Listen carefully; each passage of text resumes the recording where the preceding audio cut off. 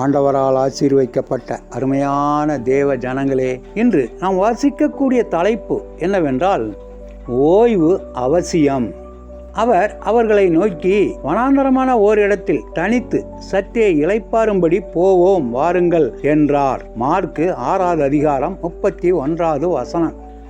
கடின உழைப்புக்கு பின் போதுமான ஓய்வு தேவை என்பது தேவனுடைய திட்டமாகும். களைப்படைந்த சரீரத்துக்கு ஓய்வு கொடுக்காவிட்டால் சரீரமும் பழுதடைந்து போகும். நாம் செய்யும் வேலையும் சரியாகாது. உற்சாகம் இல்லாமல், உத்வேகம் இல்லாமல் வேலை செய்வதற்கும் அநேக விபத்துக்கள் ஏற்படுவதற்கும் சரியான ஓய்வு இல்லாததே காரணமாகும். மேலும் இன்றைய உலகம் மிகவும் வேகமான உலகமாகும். வேலைகளில் போட்டிகள் காணப்படும் காலம். அநேக வாலிப பெண்களும் ஆண்களும் இரவு நேரங்களில் வேலை செய்யும் கட்டாயம் ஏற்பட்டுள்ளது.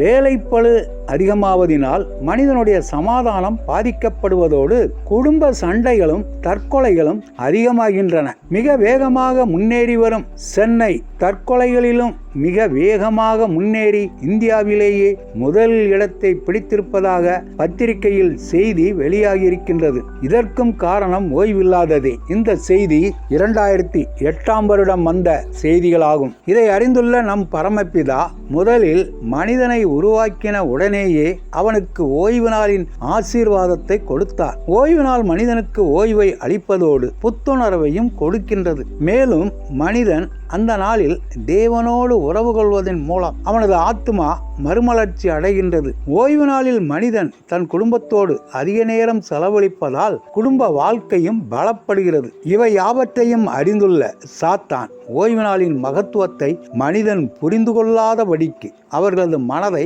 குருடாக்கி போட்டான். ஆனால் மனிதனே, 6 நாளும் நீ வேலை செய்து உன் கிரியைகளை எல்லாம் நடப்பிப்பாயாக.